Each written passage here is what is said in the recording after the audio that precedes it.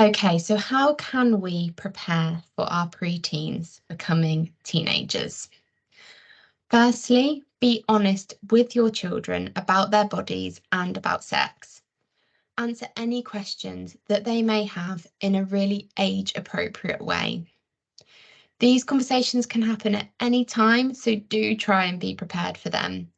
There's every chance that they'll find this conversation maybe awkward and unpleasant, as might you. But knowing that you're there to help them if they need it can be a really big comfort if they do. Besides, absolutely any information or advice that you're able to give can make all of the difference when it comes to them making good decisions for their future. Try and use the right words for body parts from a young age to stop any confusion later on. So think about those biologically appropriate words that describe exactly what they're wanting to. Develop an open and a trusting relationship so that your child can talk to you about absolutely anything. Try and never react badly if you hear something that you don't like. It will make them a lot less likely to share with you again for fear of your reaction. Differentiate between safe secrets, so things like a birthday party, for example, and unsafe secrets, so things that might make them feel scared or maybe uncomfortable, and make it okay to tell those unsafe secrets. And respect your young person's boundaries when it comes to things like getting changed or bathing. As your child grows into a teenager, they will become more self-conscious and will want more privacy. Accept this, accept that it's normal, and respect it. Ensure safe use of the internet. Safety Plan is in the toolkit that accompanies tonight's session, so do have a look through that, but we will be talking about online safety a bit more next week. Respect that no means no, and ensure that your child knows that they can say no to anything that they don't feel comfortable with. So to unwanted touching, for example, even if that is from their favourite aunt or their favourite uncle. They have the last say over who touches their body. The NSPCC has a really great pants resource for younger children if you want to check that out. And talk about consent. We've seen that really friendly video earlier today that talks about consent in a really age-appropriate way. So talk about that, maybe show them the video and make it that regular conversation.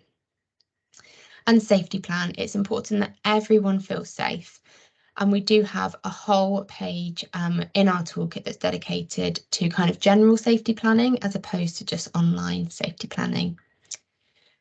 React and respond. So be open about your worries and what you're seeing. You are not expected to have all of the answers as parents. If you feel that something is wrong, then you're probably right, and you need to trust your gut and act upon it. A simple conversation may make things that little bit clearer for you or for your young person. And try not to take things too personally. It may not be you that they're angry with at all. And listen, you may not like what you hear, but it is important to really hear what your child is trying to tell you. Try not to react, as this could be the only time that they tell you something. And again, if you respond negatively, it does give them that message that you're not a safe person to share their worries with. Check your facts. Ask those open-ended, curious questions. Did you hear them right? Are you sure what they're trying to tell you? Tell them that they've done the right thing by sharing with you and really try and reassure them that what's happened to them absolutely is not their fault. And just be aware that you might not need to fix anything immediately. Put the kettle on, grab both of you a biscuit and start unpicking what you've been told. Make sure that your child knows that you are taking them seriously, but you're not about to confront maybe the gang or the abusive person, and that you will include them in all of the next steps. What does your child want to happen? We don't want to make life any harder for them. Be child-led as much as you can. There are obviously times where you will need to fully take the lead as their parent, but make sure that your child has some form of a voice in this.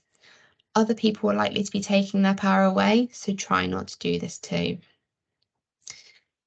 And report and research. Contact the police on 999 if you need an immediate response, or 101 if it's not that urgent. They will also signpost you to support in your local area should you need it. Another place that you can report to is school, so the safeguarding lead at the child's school, for example. So I know tonight's been really scary so far. We've shared some really scary information so far, but please remember that this will probably not happen to your family, but the fact also is that it might. So just remember what you can do as a family to try and lessen those odds and how much the little things